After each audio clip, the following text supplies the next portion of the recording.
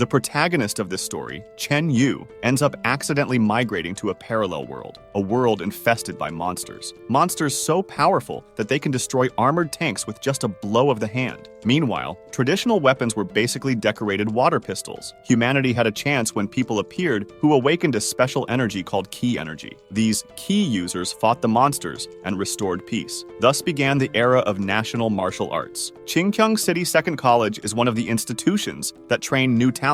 Right now, Chen Yu is dozing off in class, and his complete lack of attention earns him a nice bump on the head, courtesy of his teacher. The bro finally snaps out of his reverie and panics as if the world is ending, but in reality, it's just the teacher in charge complaining nonstop. It seems that the teachers are not big fans of Chen Yu, probably because he is far from being an A student. Apparently, he transmigrated into the body of a totally ordinary guy with no talent for martial arts. Now, he is a senior in high school, about to take the university entrance exam, which is very close. He's convinced that unless he triggers some kind of cheating system, his life is basically doomed. Not to mention he won't escape this teacher's endless scolding. As fate is capricious, a system window suddenly appears before his eyes, calling him an illegal intruder who does not belong in this world. Then the system places a curse on him for transmigrating to a planet that is not his own. When the curse is completed, a new system window displays its status. The only really important detail, the system classifies him as a weak chicken with a pathetically low amount of Qi energy. Before Bro can figure out what's going on, that useless teacher shows up again to remind him what a complete zero he is, an ideal candidate for cleaning rooms and scrubbing floors. And it's not just this pot-bellied. Practically all the teachers in the school look at Chen Yu with contempt. The humiliation hurts, but it looks like Chen Yu won't be a failure for long. It turns out that the newly awakened system rewards him with status points every time he is humiliated. Since the teacher just teased him again, the system grants him shiny attribute points. Needing time to process all this madness, Chen Yu runs out of the room and hides in an alley near the school. Surprisingly, the system gives you even more points for not being a responsible student. Chen Yu doesn't even have to think much to realize that his system literally rewards him for slacking off and being disrespected. The more he stalls or is humiliated, the more attribute points he gains. On the other hand, if he works hard and is praised, his status will decrease. Still, he wants to test this theory properly before drawing conclusions. For now, your main goal is to increase your Qi energy as much as possible. While walking through the streets, he comes across a couple in the middle of an intense kiss. Upon seeing this smelly virgin hanging around, the couple kicks him out like a stray dog, and just by being humiliated, our boy gains charm and confidence points. Plot twist, that girl isn't just any horny teenager. She's a real succubus who just sucked the life out of the poor guy. Warning signals go off in Chen Yu's head when he sees the guy lying on the floor, completely drained. This disgusting woman is actually a poison gas parasitic beast, a parasitic creature specially developed to attack humans. It sticks to human bodies and releases paralyzing toxic gas. She sticks out that scary tongue and gives Chen Yu a monumental slap. And for being slapped miserably, the system rewards him with blood points and Qi energy. But seriously, what's the point of gaining status if he's going to be humiliated and beaten to a pulp? He definitely doesn't want to die. If his vital organs, such as his lungs, heart, or brain, are destroyed, he will not be able to revive no matter how much Qi energy he accumulates. The beast lands another blow, leaving him immobile. She climbs on top of him, showing off her giant bust, and starts sucking his face while releasing venom. Bro's Qi energy starts to rise even during the attack. He even has the audacity to complain about her disgusting breath, which only makes him get beaten more, but also earns another 390 points of blood. This time, it opens its mouth, literally a meter wide, trying to devour him alive. Poison starts to flow from her throat like a burst sewer, going straight into Bro's nostrils, and we know he did it on purpose, just to inhale more of that smelly toxin straight into his lungs. Bro goes into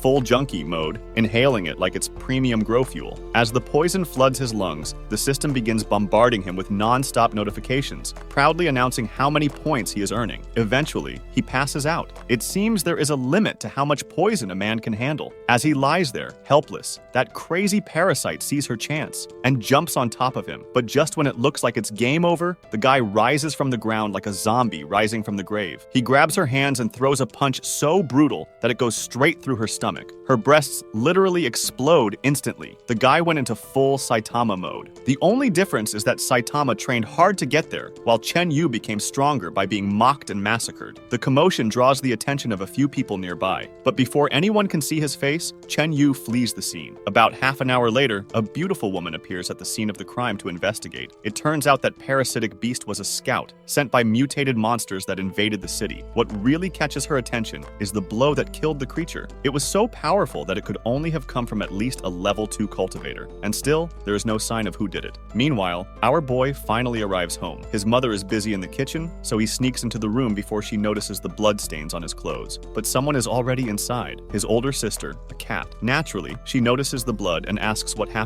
He just shrugs and says he tripped and fell, then runs to the bathroom to change. She continues making fun of him with a fake northeastern accent she picked up from a coworker. Luckily, the system grants him a spirit point just for being provoked. Later, the family gathers at the table for dinner. The mother prepared a veritable feast of delicious dishes, surprising Chen Yu. Seeing so much food, he feels a warm feeling inside. Even though everything around her is different, her family is almost identical to the one in her original world. Out of habit, he teases his sister by putting onions on her plate. She retaliates by throwing a napkin into his rice bowl. The banter evolves into a full-blown sibling fight until the mother intervenes. As he continues eating, his stats start to drop. Hunger, health, everything, because of this damn reverse system. His sister notices the sudden drop in his mood and thinks it's because of the teasing. Trying to compensate, she slides a small box across the table. Inside, there is a ki-boosting elixir. This substance is very rare and very expensive, and Chen Yu even wonders if she had to offer her virginity to get it. Naturally, she slaps him upside the head for saying something so bizarre. Her name, by the way, is Siwin. She saved up to buy this elixir and even paid in installments. 2 years ago, someone intentionally destroyed her spiritual seed during the college entrance exam. Since then, she lost her powers and became an ordinary person. That's why she cares so much about Chen Yu. She wants him to rise as high as possible in the world of cultivation. He takes the pill and loses 3 days of cultivation progress. That's right. The system's reverse effect drained attributes instead of increasing them. Siwin quickly takes the box back,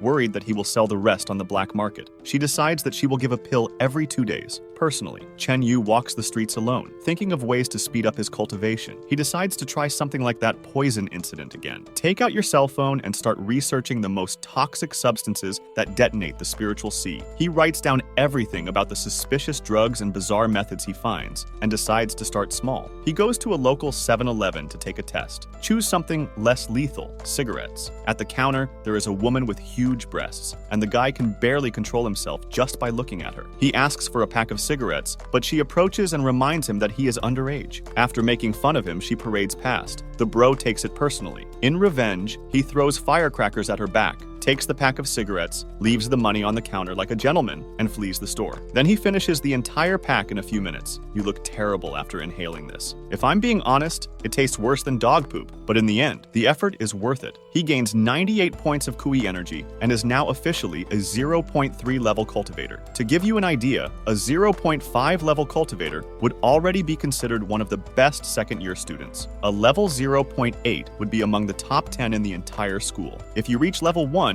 you can get a good job straight after high school without needing to go to college and with a very decent salary. For Chen Yu, this means he only needs a few more packs of cigarettes and can skip all the steps, heading straight to the college entrance exam as a level 1 cultivator. He's there dreaming about his next steps when 2 criminals appear, and then they start intimidating him. Apparently, the place where Chen Yu smoked his pack of cigarettes is part of their territory. These heavy smokers didn't like seeing someone invading their area. They threatened to report him to the school for smoking, and the consequences would not be pleasant. Chen Yu knows these guys. One is called Dachin, and the other goes by the name Daku. They are the classic school bullies, always extorting weaker students for their belongings. One of them grabs Chen Yu by the collar and demands that he hand over more packs of cigarettes or he will be beaten. Chen Yu sincerely says that was his first and last pack. He has nothing left. The bullies order him to go get more. But there's a problem. Chen Yu is broke, penniless, and since he has nothing else to offer, they decide to use him as a punching bag. Underestimating our boy was the first and last mistake this idiot made. In a single movement, Chen Yu hits Daku with a punch so strong that the guy flies away. The other, Dachin, stands there with his eyes nearly bulging out of his head in shock because his friend was just knocked out with a single blow, and he was supposedly a level 1 cultivator. It seems that Dachin hasn't learned anything from his friend's mistake and goes after Chen Yu. The result? The same. A devastating punch to the gut, and Dachin is also out of action. Soon after, a crowd begins to form around, and everyone is shocked to see the 2 bullies completely naked naked, lying on the ground, vulnerable in front of all the students passing by. Chen Yu, on the other hand, walks away like a true Chad, brimming with confidence. He's so strong that he starts to wonder how this happened. Seriously, all he did was smoke that horrible pack of cigarettes, worse than any crap he's ever had to put up with. Now he's wondering whether he should smoke 100 packs, or maybe 1,000. He is already imagining himself at the top of the cultivation world. And when you're strong enough, your next goal is to win the heart of the woman you love most. Suddenly, your annoying teacher appears out of nowhere, listening to your thoughts. Of course, this bastard scares Chen Yu. He then starts with his usual insults, calling Chen Yu pathetic. He says he needs to get out of his comfort zone and stop daydreaming. Focusing on cultivation would really be helpful for his future. The guy is so annoying that Chen Yu can barely control himself. The teacher continues talking, giving instructions on how to gather qi and feel the spiritual sea within the body. Chen Yu steps up just to shut him up, but as always, his efforts lead to disaster. The system starts deducting QE energy points because he is trying too hard. In just 10 minutes, he loses a lot of spiritual energy, all just to please this rubbish teacher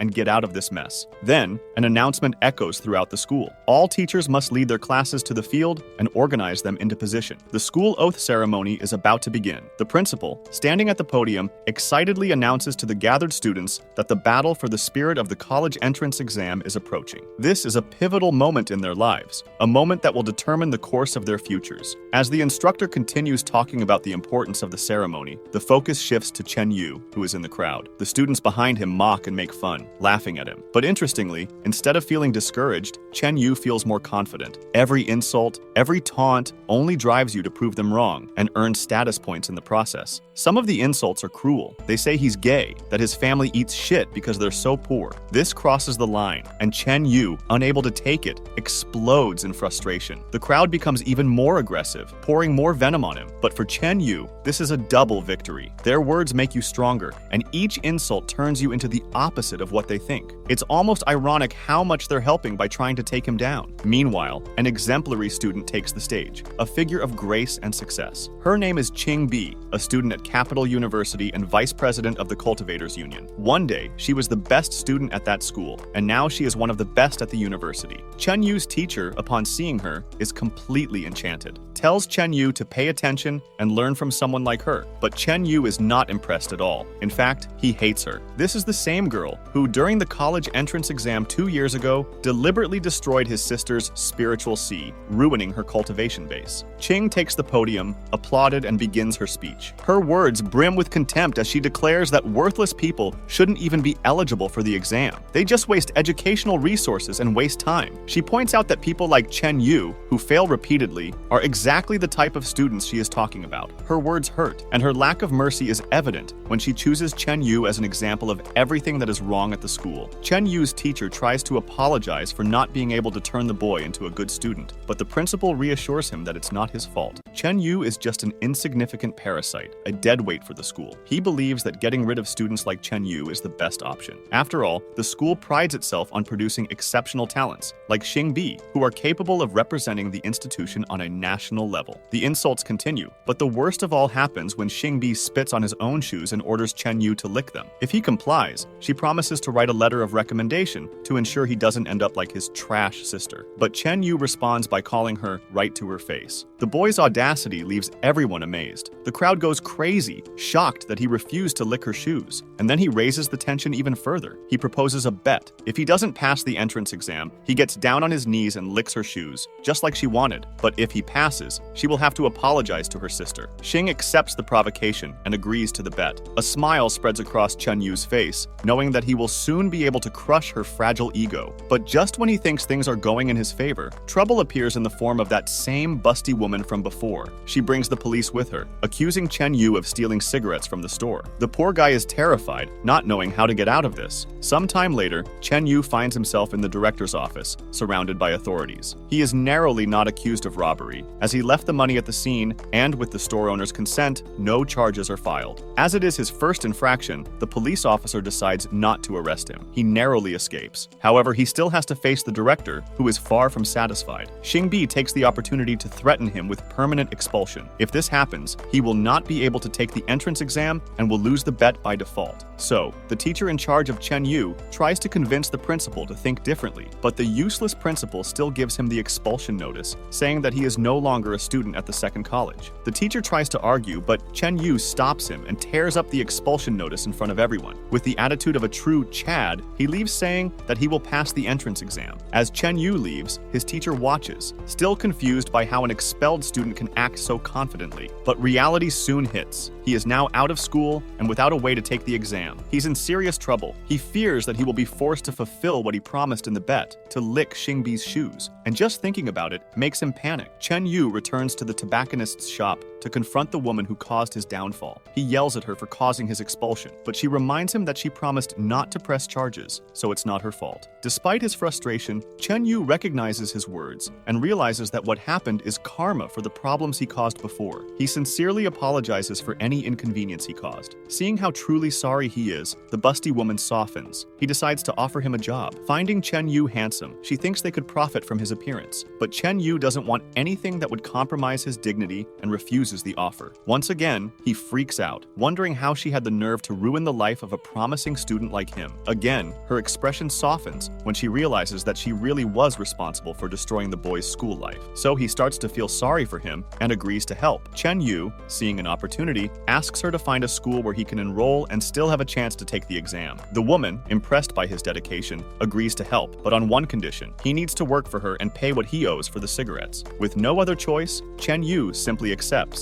Working with a busty woman isn't that bad after all. The next day, he starts working at the store while she takes care of finding him a new school. At first, he regrets accepting, worried that she might demand too much. But as the day goes on, he starts to relax, drinking soda and playing games to pass the time. The amazing thing is that being cool in the store is earning you free status points, and your vital energy increases quickly. Just when you are enjoying your rest, a new customer enters. A middle-aged man named Cannon, a 0.4 level cultivator. He is not there to buy cigarettes, but to meet Chen Yu. When Chen Yu confirms that it is him, the man begins to mock him. Chen Yu wonders what this guy is up to, trying to figure out who this bastard really is. The scene returns to the two bullies who had been beaten by Chen Yu earlier. They went to their master and begged him to take revenge. The bald man accepts the job on the spot, eager to get revenge on the boy who humiliated his subordinates. Back in the present, the bald man asks for a pack of Mediterranean cigarettes. Chen Yu simply takes the pack, and without further ado, hands it to him and asks for the 45,000 yen he owes. But instead of paying, the bald man squeezes Chen Yu's hand tightly, thinking he will crush the boy's bones. But the reality is very different. The person who ends up with broken wrist bones is the bald bastard himself. Meanwhile, Chen Yu remains calm, as if he was just greeting a customer. Then he squeezes just a little more, and the wrist joint starts to pop too, making the bald man scream in pain as if he had been screwed. Chen Yu doesn't stop there. He literally grinds every bone in the unfortunate man's hand, shaking it like he's trying to start a lawnmower. In the end, the bald man runs away with a broken hand, whining like the spoiled child he is. He leaves in such a hurry that he even forgets his cigarettes. Since the bastard left it behind, Chen Yu decides to treat it as a gift and enjoys it. After a while, he starts counting the money he made selling things in the store, and discovers that the place is making much more money than he expected. Before continuing, he decides to keep the money in the closet, but when he opens it, he finds a pair of panties that clearly belong to a girl. And of course, the only other person with access to the closet is the woman with the big tits. So yes, it's definitely hers. Naughty thoughts invade his mind, and he begins to imagine what it would be like to bang her, even more so after she said in a straight face that she likes younger men. The guy freezes the moment she unexpectedly appears behind him. She asks what he means by banging. Caught in the act, all he can do is stand still, nervous under her gaze. She then invites him to her room, saying that she has something she really wants to show him, but as the guy doesn't like surprises, he refuses. Back to the point, he asks if she has found a suitable school. Unfortunately, she delivers bad news. Then he asks how his cultivation is going. That's when the idiot realizes that he's been neglecting his training all this time, and yet he hasn't had any problems, which in his logic means he's been trying hard. A logic worthy of someone who fails successfully at everything. Meanwhile, the woman with the big breasts begins to admire him again for being so dedicated and hardworking. It seems like she's starting to fall in love, and now she wants to secure it before someone else comes along. Back to the serious topic, she asks if he has been following the news. Apparently, inside Space Portal 314b, there is a radiation field so strong that it is killing people in droves. No one else has the courage to go near that place, which of course makes it the perfect location for our protagonist. A radiation-infested zone sounds like the ideal place to farm in peace, without interruptions. The next day, he appears at the place where the portal is installed, dressed in an anti-radiation suit. He thinks about the rumors that the space portal in Qingchong City has the highest death rate because of the extreme danger. The number of cultivators going there to hunt for treasures has dropped dropped greatly. The few who still take risks are fearless freaks. But being fearless is of no use when radiation messes with your mind. And the wounded coming out of there, staggering, are living proof of that. Chen Yu, however, has no plans of ending up in the hospital. Before entering, one of the instructors gives him instructions and tells him to turn the anti-radiation activation key on his chest. He does so, the shield activates, and he is ready to move into the portal. You are warned to never turn off the shield while inside. Finally, our guy crosses to the other side of the portal, and contrary to what I expected, it just looks like a space station where a lot of people are happy. But then, out of nowhere, he falls to his knees, overcome by absurd pain. You begin to feel dizzy, as if the blood is boiling in your veins. The people around watch him struggling like a crippled dog. They laugh, mocking the fact that he entered there with such weak spiritual energy. His condition worsens as the radiation infiltrates his body,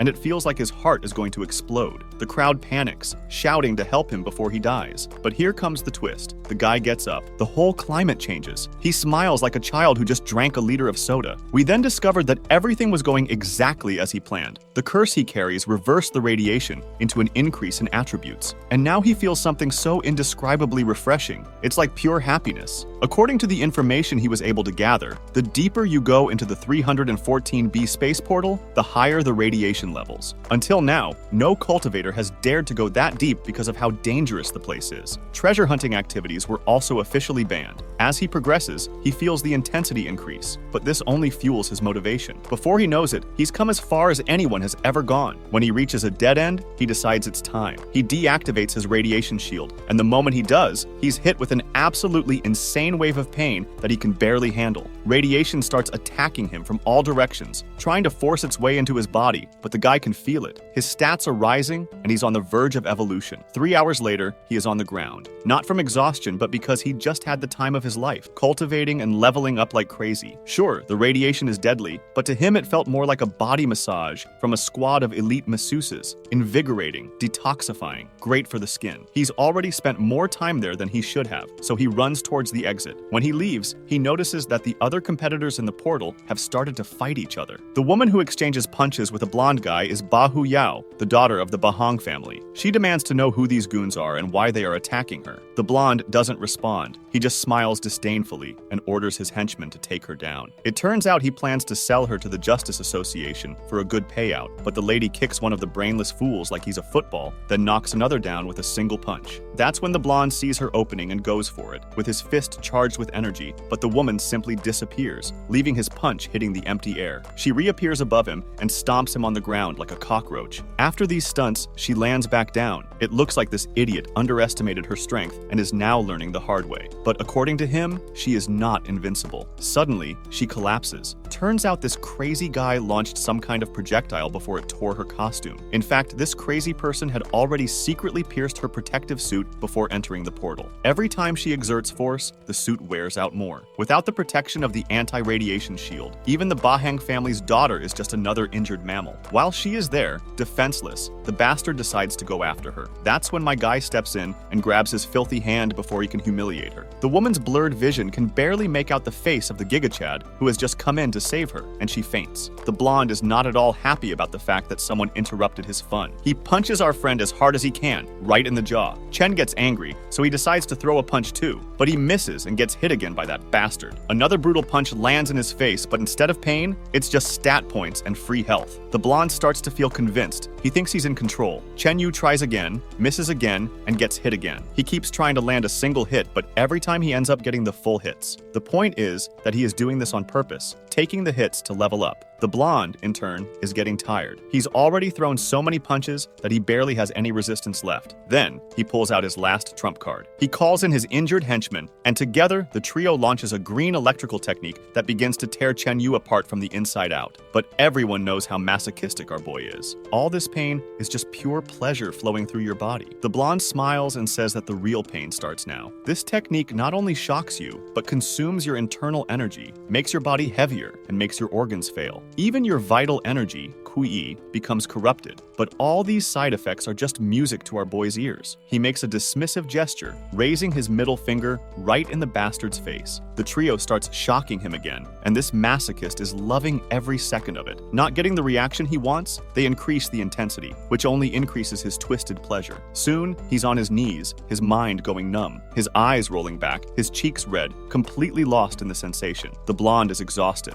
All those electric shocks did nothing but make our boy more excited. Now, the blonde wants to end it all with one final blow to destroy Chen's head, but before he can, boom. Our guy surprise punches him right in the groin. Ball explosion happens, and the entire blonde generation scatters everywhere. With that idiot out of commission, my guy cleans up the rest of the goons like it's trash collection day. The girl begins to regain consciousness, and through her blurred vision, she sees her savior. After looting the broke goons for their credit cards and cash, our boy takes the girl in his arms, and it starts to leave. The boys at the facility rush to get the doctor. After all, they are talking about the daughter of the Bahang family. As soon as my friend hands the lady over to the capable hands of the team, he decides it's time to leave now that he's done his duty. A little later, he takes off his anti-radiation suit and stands there, naked. Soon, all the interesting statistics start to appear, feeling the power. He punches the air and realizes that he is brimming with strength, but then notices that he is bleeding from his nose. This is quite alarming. Plus, the statistics are not increasing as quickly as they used to. This means your body has reached its limit, and if it goes any further, it could be lethal. To put it in perspective, it's like falling into magma. No matter how much HP a person has, their body will still be burned. He quickly puts his suit back on and rushes to get disinfected as quickly as possible. After passing through the decontamination room, the girl who works at the facility tells him to take off his clothes and leave them there for examination, to ensure there are no traces of radiation that could harm him later. He does as he is asked, and when his well-defined body with muscles appears, all the female assistants in the room start to feel embarrassed. One of the assistants, wanting to see more of his body, asks him to take off his underwear, as it is mandatory for a thorough examination. It's clear he knows what these women are thinking, so he's definitely not taking his underwear off. Still, eager girls cling to him under the pretext of an exam. One of them even starts rubbing her big chest against him. As tempting as this soft touch is, he is completely determined and pushes the girl away. Later, while Chen Yu is outside the cultivator testing room, two young men appear and start teasing him. They're sure they've seen him before and heard that he was the first high school student to be expelled before the college entrance exam. Basically, these two are just making fun of him, but my friend has nothing to prove. He simply shakes their hands and admits that they are right. Inside the cultivator training room, the guys are going crazy with their usual training. One of the guys who was talking nonsense punches the strength measuring machine hard and gets a score of 0.2. The guy, thinking himself over, claims he only used half of his power, even though it's obvious he put everything into that hit. They challenge our friend to throw a punch, and whoever has the highest score wins, and the loser has to run 3 laps naked. While running, the loser will also have to call himself an idiot out loud. Of course, my friend is totally up for it, and when he starts punching, he literally destroys the machine, leaving the boys with their mouths open. The guy who got 0.2 takes out his own strength measuring machine and asks Chen to try, claiming that the other one must be faulty. Chen is more than ready, and with a single punch, the guy holding the machine is thrown against the wall along with the machine. The score on the machine is even higher than before, which scares the guy even more.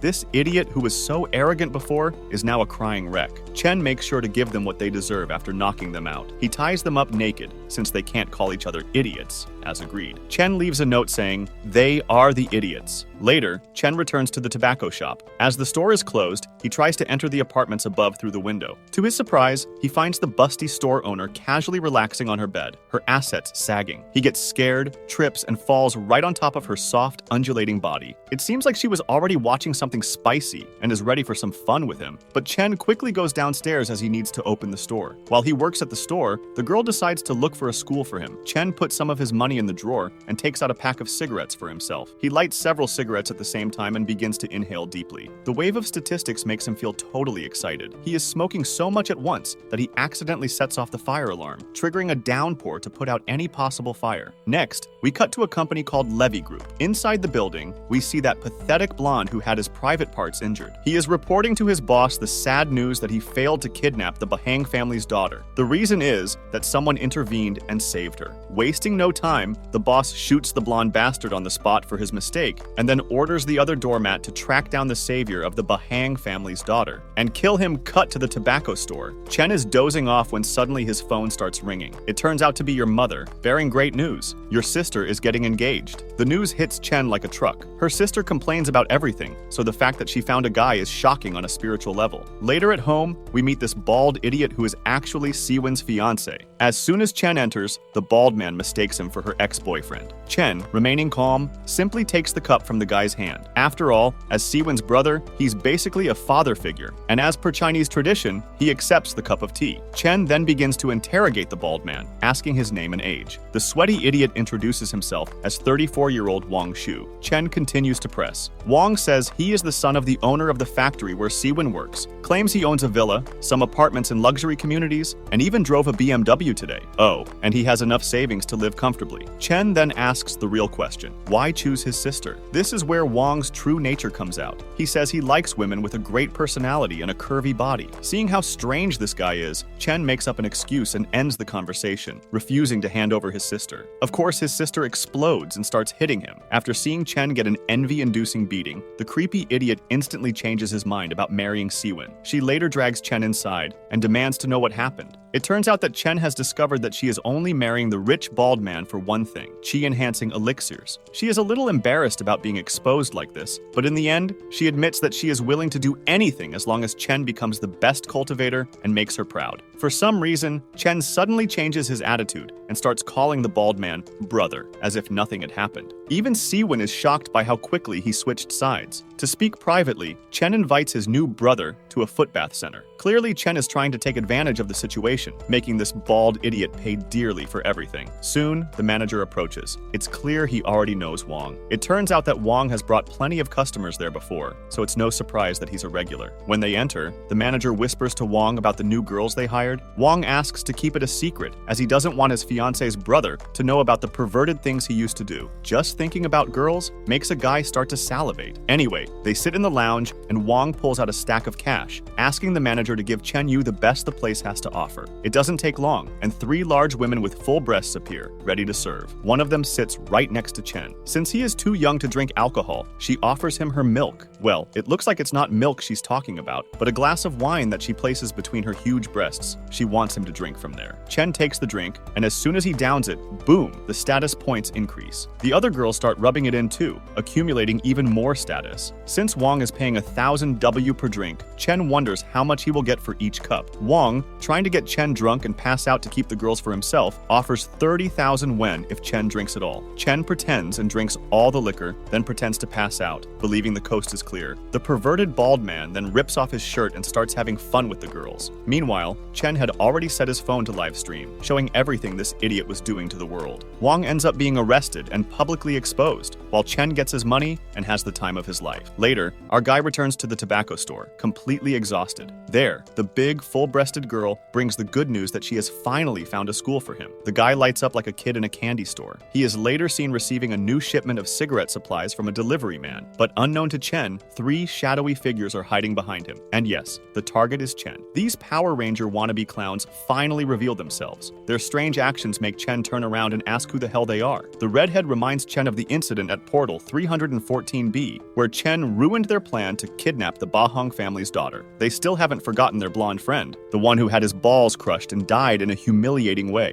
But in the end, these idiots are the ones who get the worst of it. After taking a bone-chilling beating, the redhead starts to lose his temper, screaming about how Chen got all that power. Still, he refuses to betray his boss or reveal any information. He insists that the only way for Chen to survive is to join the Levy Group. The Levy Group is one of the main shareholders of the 314B space portal, and since Chen botched their plan to kidnap the Bahong family's daughter, there's no way they could just let him get away. Upon hearing this, Chen finally manages to connect the pieces and realize that these goons are linked to that guy whose balls he crushed inside the portal. Meanwhile, the redhead continues to vent about the consequences if Chen doesn't join them, but our hero remains completely impassive, ignoring the threats as if they were lint of dust on his jacket. Cut to the police station, where a police officer is informing his superior about some bastards who were found tied to a pole, completely naked, with a phone ringing loudly, saying that they belong to the Levy Group. And that's not all. The recording also contains a voicemail from the little red-haired bastard, admitting that they were trying to kidnap the Bawang girl. With evidence like that, our guy knows these guys are toast. Outside a pawn shop, Chen prepares with a single thought. He will wipe the Levy group off the face of the earth. He plans to use the money he took from the attackers, along with 30,000 yuan from his sister's weird fiancé. Inside the store, Chen calmly hands over a huge list of items he needs. The store owner is dumbfounded, as every item on the list is extremely violent. But well, as long as Chen has the money, availability is no problem. Cut to the Levy group's headquarters, where the boss's henchman reports that their men have been beaten again by Chen, and this time, they are also being held by the police. The chief isn't worried, as he has connections in the police force and says he will sort it out. However, he is furious that his men keep getting destroyed by a teenager. This time, he sends a level 2 contractor, an assassin, to go after Chen's entire family. Soon after, the boss receives a special bottle of wine, but surprisingly, it turns out to be urine. When he freaks out and hits the guy he brought, the doors open with a bang, and in walks our hero. He walks inside, ready to take down the entire Levy group. The boss grimaces. The thorn in his side is now at his door. Chen just smiles and asks about that bastard, about the taste of that urine. The boss almost vomits as his men throw themselves at Chen, but all they get is a blast of pepper spray straight into their eyes. It turns out that Chen brought the gas not only to stun them, but also himself. He sprays it on his own face and boom, he gets that stat boost, especially to his vision. The boss orders another wave of goons to attack. They charge forward like loyal idiots, and Chen knocks each of them down, one after the other, with devastating blows. The boss can only stand there in disbelief. Chen responds with a fierce slash with his sword, aiming directly at him, but suddenly, a muscular guy appears and pushes Chen back, saving the boss at the last second. This guy is Chris, a level 3 cultivator, but intimidation is not in our hero's DNA. He jumps back, blade in hand, and goes for a new attack. Unfortunately, he may have gotten a little too confident, as Chris takes him down hard, slamming him directly into the ground. As he stands there, the little pig mocks him for his pathetic strength. But whether it's mockery or not, our guy gets up completely out of control. The bastard boss then pulls out a pistol and points it at Chen's head. But before he can fire, Chen pulls out a grenade. And it's not just any grenade. He holds it as if it were a checkmate move if they were playing checkers. Chen is playing chess all the time. He doesn't hesitate and detonates the stun grenade. A blinding flash fills the room, leaving the boss and the muscular piglet completely blind. And yes, that stun grenade gives Chen yet another stat boost as they rub their eyes, confused and useless. Chen steps forward and with a single clean strike cuts the fat man's cucumber with his sword. Cut to the woman in the tobacco store, the woman with the big breasts, who is happily making sausages, singing while Chen is stuck doing all the work in the store. Getting back to our hero, the bastard's crotch is completely bloody and bruised after the castration Chen just did, along with the cucumber. Chen also makes a point of crushing the piglet's eggs, and so what was once a powerful guy is now lying on the ground, powerless. The boss is furious because the little pig he raised so lovingly has just been beaten to a pulp by a teenager. Chen then shifts his attention to this bastard, who is now crying and wiping his tears on the floor. After giving him a good verbal beating, Chen turns to leave, hoping this bastard isn't dumb enough to go after his family or friends again. Although the bastard promised to stop his dirty operations, it was just a lie to save his own skin. In fact, the guy had already decided that he was going to chop Chen's entire family into cubes and feed them to the dogs. But Chen is 2 steps ahead, as always. He already knows what this bastard is planning, so he casually drops a few bombs on the guy's head. The boss immediately runs out of the building and ends up throwing himself through a window. The problem is that it was the 33rd floor, so now the guy is falling freely, screaming desperately. The hilarious thing is that the bombs were just hyper-realistic toy grenades. Later, Chen is having dinner with his tobacco sales partner, and she reminds him that the college entrance exam is only a few days away. Chen just shrugs and says he'll do great this time. Naturally, they fall back into their usual routine, with older people's conversations and cliched jokes as they always do. When night comes, she takes him deep into the forest. It turns out that this is the place where she met her late husband, and every time she visits, she gets lost in the memories. We then get a flashback. She and her husband met during the college entrance exam. They both went to the same college and even signed up for the same course. Everything seemed too perfect, like they were destined to spend their lives together, but he died fighting monsters. They never had the chance to fulfill their dream of having a child together. He died too soon. Now it all makes sense to Chen, why she always treated him like she was her own son, why she tried so hard to help him find a good school. Once again, things between them get a little more intimate and the perverted jokes start to emerge. Cut to the KTV building with a foot bath and hot spring water. Inside, we find the woman with big breasts, dragging Chen to a place where a minor like him clearly shouldn't be. The manager appears, greets them warmly, and clearly recognizes Chen from earlier when he came with his sister's boyfriend. Naturally, the big-breasted woman narrows narrows her eyes and begins to interrogate Chen about how the manager seems to know him so well,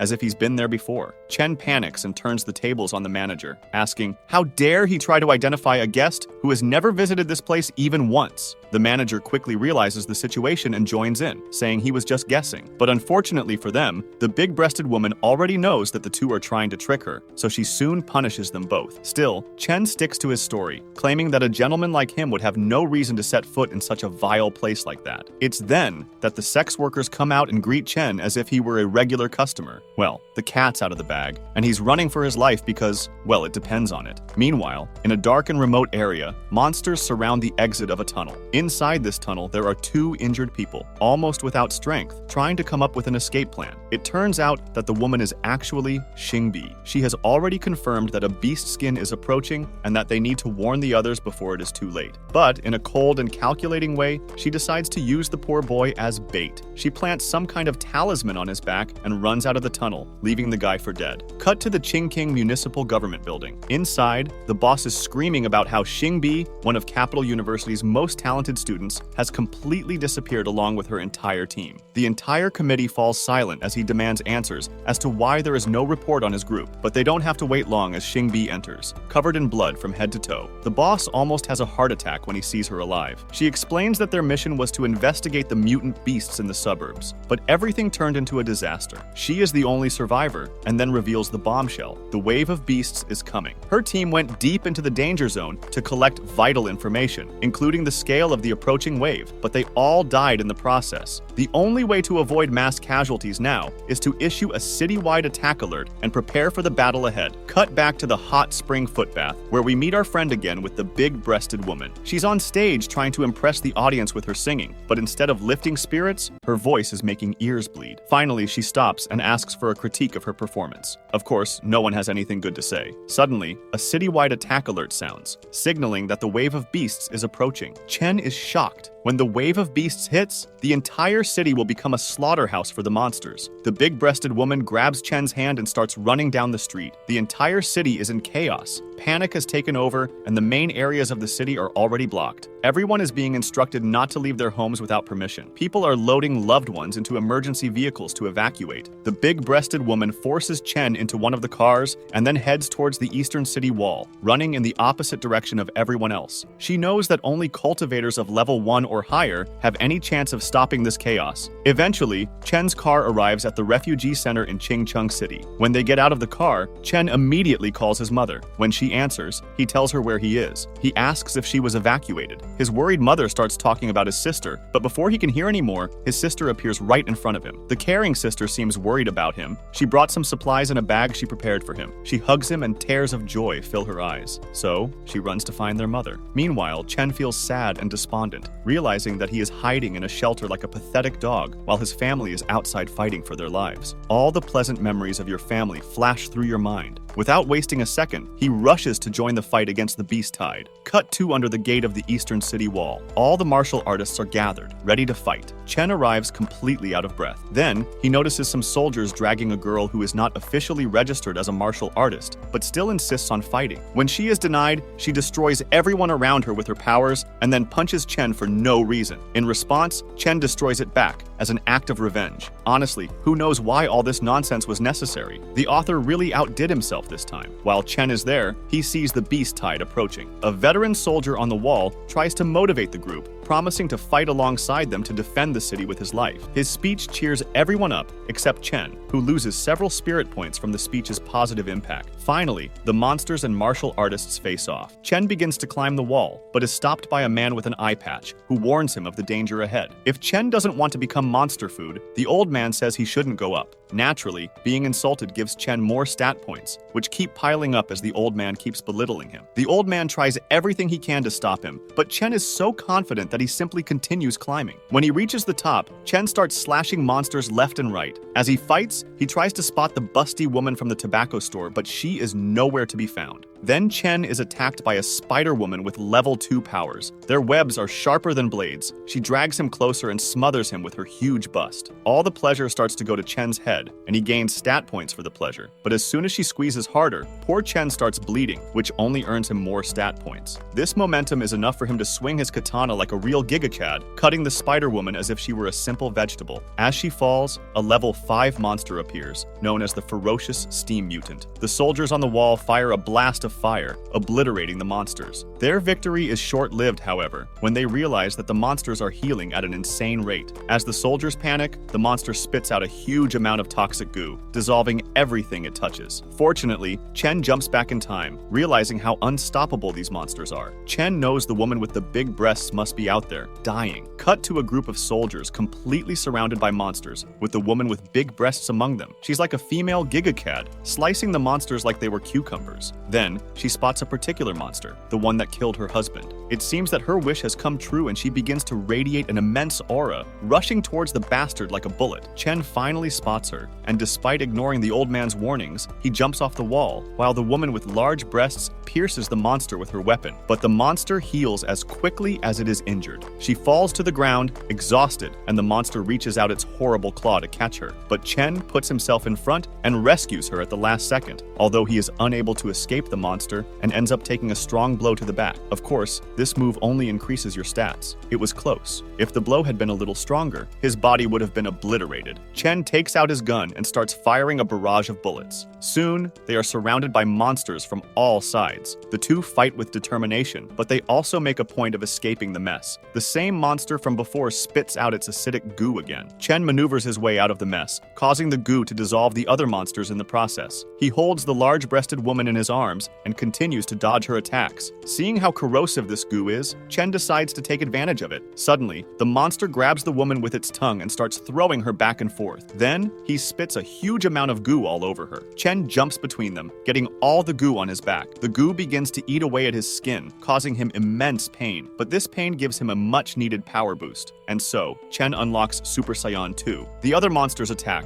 but Chen unleashes his newly unlocked power, causing the monsters to retreat. Still, it's not enough to defeat these stubborn monsters. When one of them makes the mistake of attacking, Chen destroys the bastard with a single punch. With the monster defeated, Chen also exhausts all his strength and begins to fall, but the woman with big breasts catches him in the air, and he promises to eliminate the rest of the threat, but it seems that the monsters are still overwhelming the soldiers. According to a soldier's report, the casualty rate has skyrocketed, and as things stand, he fears that Qingchong City will be infested by monsters within moments. So, the soldier suggests to the commander that they retreat. Suddenly, all monster marching stops. They suddenly turn and begin to retreat. Of course, the commander has no idea what is going on. He suspects that someone must be behind this wave of monsters, forcing them to retreat. We then cut to Qingchong Municipal Hospital. Chen wakes up to find himself surrounded by voluptuous nurses. Seeing these beautiful busty ladies, he thinks he is in paradise. But when he notices that one of the nurses is giving him medicine, he realizes that, in fact, he is not in paradise. His attention turns to his partner, that tobacco saleswoman, who is unconscious on the bed. According to the doctor's report, she abused her powers, which caused her to fall into a coma. The doctor fears that if she is not treated immediately, she could suffer irreversible damage. Chen rushes to the doctor, questioning why they are waiting since her condition is so serious. The doctor, greedy, quotes the price, 400,000. Chen is angry as he feels the government should cover the costs, especially since she was injured while saving the city. The doctor reveals that curing her requires some cultivators to transmit their life energy into her body for 10 consecutive hours. During this time, donors may end up overextending their energy, putting their lives at risk. This sparks a crazy idea in Chen's head, and he knows exactly how to avoid that exorbitant bill. He takes a toxic material that could kill any normal person if ingested, and begins transferring his own life energy into it. If he runs out of energy, he can simply replenish it with that poison. 10 hours pass, and the woman finally wakes up in her bed, completely revitalized. But he soon realizes that he is completely naked. Around him is Chen, completely drained, looking like a barely surviving corpse, almost without strength. She watches him, wondering what the hell he is doing there while she is naked. Of course, Chen takes advantage of the situation and makes up an excuse, saying that she made him clap for her while she slept. Since she doesn't remember anything from the last 10 hours, she assumes he's right and feels a little embarrassed. But then, Chen starts laughing, explaining that he was just transmitting his life energy to her. She gets angry and starts hitting him before finally kicking him out of the room. As he sits outside, he takes out his cell phone to check on his sister and parents. Outside the refugee center, we see Chen's mother asking everyone around for her son. Finally, she finds her only son and brother, causing immense joy for her family. His sister, unintentionally, starts to strangle him by hugging the poor guy, relieved, as she thought he had been transferred to Ho City. Apparently, for some mysterious reason, the beasts left Qingchang City and went to Ho City. At around 1:40 p.m., the tide of monsters reached the northern wall of Ho City. At 16 o'clock, Ho's communication was interrupted, and in just 10 minutes, the entire city was erased from the map of China. In Praça do Povo, everyone watches the broadcast on the big screen. One of the state representatives is there to express his sorrow for the lost city of Ho. He is deeply shaken to see so many deaths, but he conveys hope to the people of Qingchang, talking about the prosperity of humanity.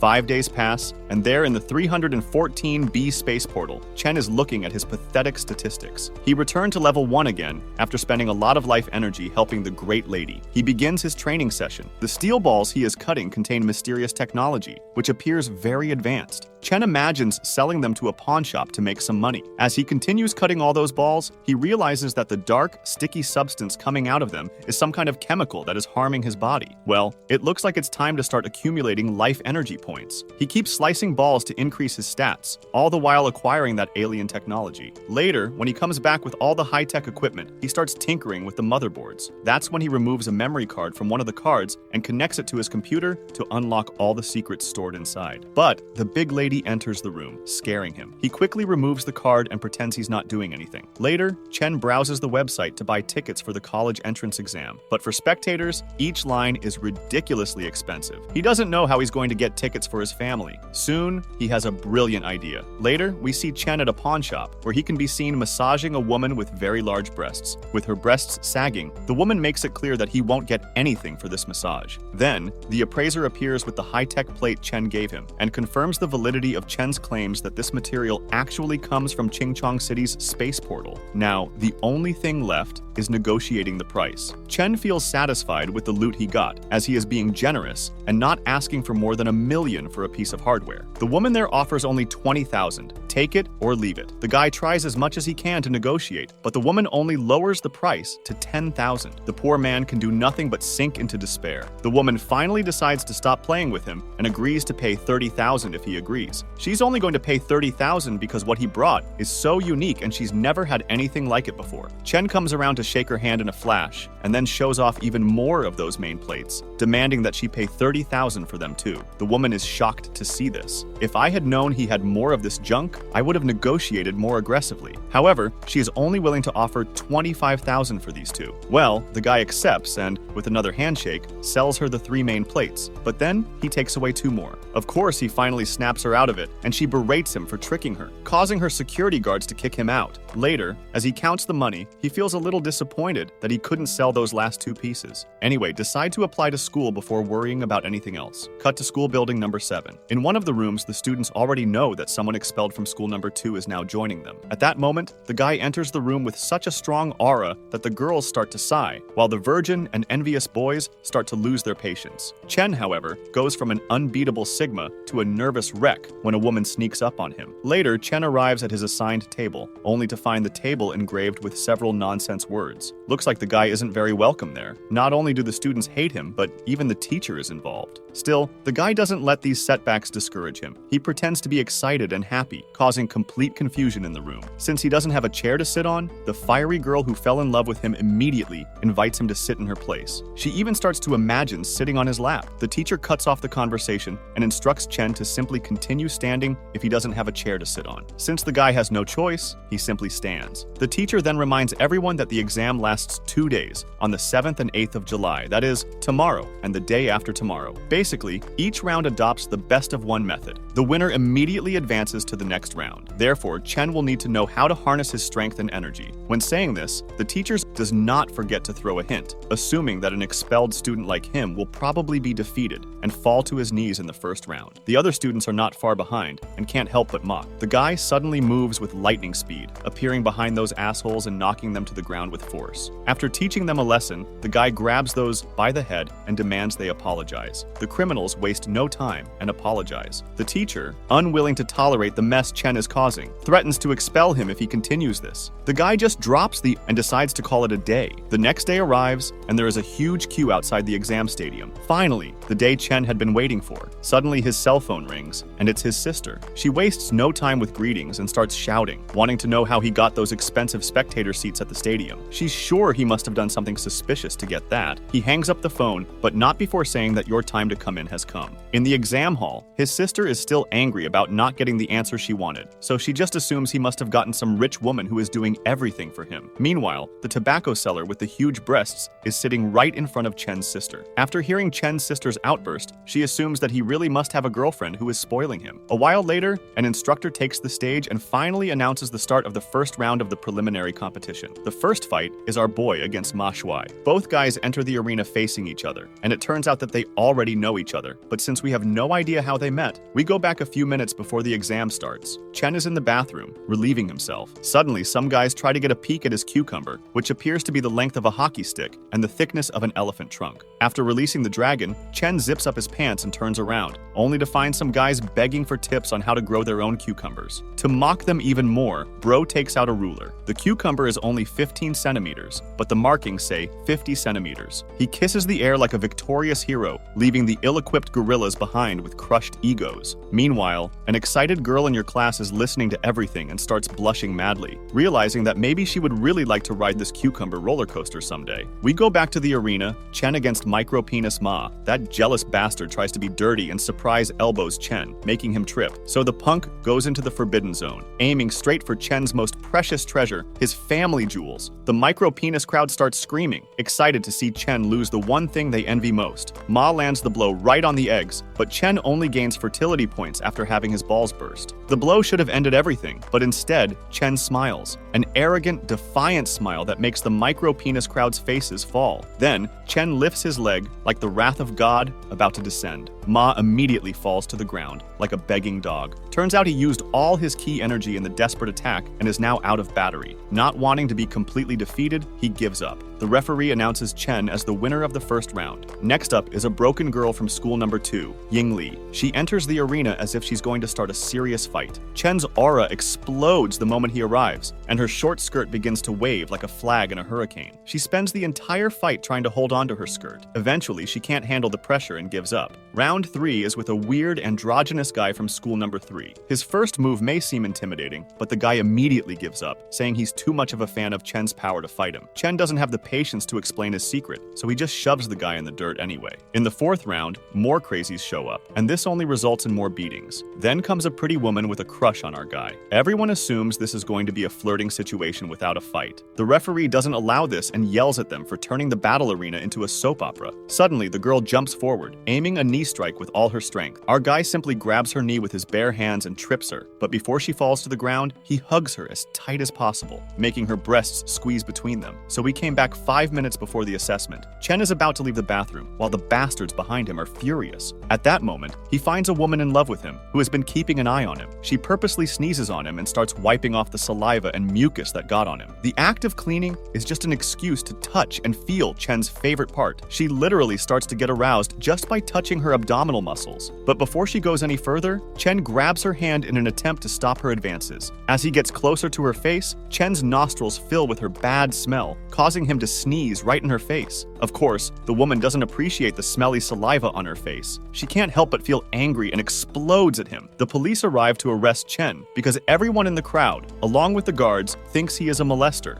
Back in the present, as he holds her by the waist, Bro knocks her down with no regard for gender equality. With her on the ground, he finally lost the round. The girl makes it clear that she won't date this guy anymore, since he didn't let her win. But, well, our guy never intended to date her. After all, she framed him and called him a pervert, so he got revenge by defeating her for the trouble she caused. After all, there was no way he would date an ugly woman like her. Calling the woman an ugly old woman shocks the poor girl, causing her to scream as loud as she can, while Chen triumphantly walks off the stage. A recruiter blocks his path and insists he get into the university he is suggesting for me. men. That place is like a paradise. Of course, Chen starts to fantasize about having his own harem, thinking that the place must have a lot of women, but to his utter disappointment, that place is all men, with no women there. Bro gets so pissed he feels the need to kick the bastard right in the balls. Still, Chen swallows his frustration. He starts to walk away when he suddenly notices that a guy named Chen Casey is racking up victory after victory. In fact, Bro wins easily. Well, it looks like this is the same scoundrel from School 7, where Chen was so hated that they didn't even give him a chair to sit on. That disgusting teacher is also there, feeling very proud of her students' victories. At that moment, Chen approaches from behind and tries to get her attention. The disgusting teacher only responds with irritation, as she doesn't feel like talking. Chen decides to try to please her by paying her a compliment, but of course this Virgo clearly doesn't have the fundamental social skills to impress a woman, so he ends up being called names even more. At this moment, two examiners approach Chen. They are in fact there to report their findings. According to the data collected from School 7, Chen's key energy should be 0.35, but based on his performance in the preliminary contest, they are sure that his level is much higher than that. The disgusting teacher insists that Chen must be cheating, using some kind of illegal drug to enhance his performance, and believes he should be disqualified immediately. As for her presentation, she introduces herself to the examiners as her class teacher and requests that the administration punish this charlatan accordingly. But the examiner stops her, as she shouldn't make accusations without concrete proof. The female examiner is willing to re-evaluate Chen's key energy level. Chen takes the opportunity to show off his muscles, figuratively and literally, and gives them permission to touch him wherever they want while he removes his shirt. When the examiner places the key energy meter on her belly, the machine displays a score of 0.75. Of course, we see the examiner's shocked reaction, followed by that stupid old woman who was trying to do everything to take Chen down. The examiner wants to know why the numbers provided by the school 7 and 8 match the current numbers. Since this stupid old woman is her class teacher, she is blamed for this discrepancy. She hesitates, and then admits that she picked a random number and filled out the form for him. The examiner, of course, is disappointed to see such complacency and laziness from someone who is supposed to care for his students. The guilty old woman's legs lose all strength when she realizes that the consequences of her mess will be astronomical, with deductions from her salary. On the other hand, the examiners are all friends with our boy, so they decide to take him to the next round due to his clean victory. Of course, the stupid old woman and her trashy student are flabbergasted. The rubbish student loses his composure and attacks our boy, trying to hit him, but the examiner intervenes and slaps him so hard that he falls to his knees. Well, this deserved this slap after all. He basically doubted his superior's judgment and tried to take control of things. Later, everyone who qualifies for the next round gathers in one place. A bald bastard who introduces himself as this year's chief examiner reveals that the tournament is about to begin, so it would be best to review the rules once again. Basically, this tournament will be an elimination competition. As soon as someone loses, they will be immediately disqualified.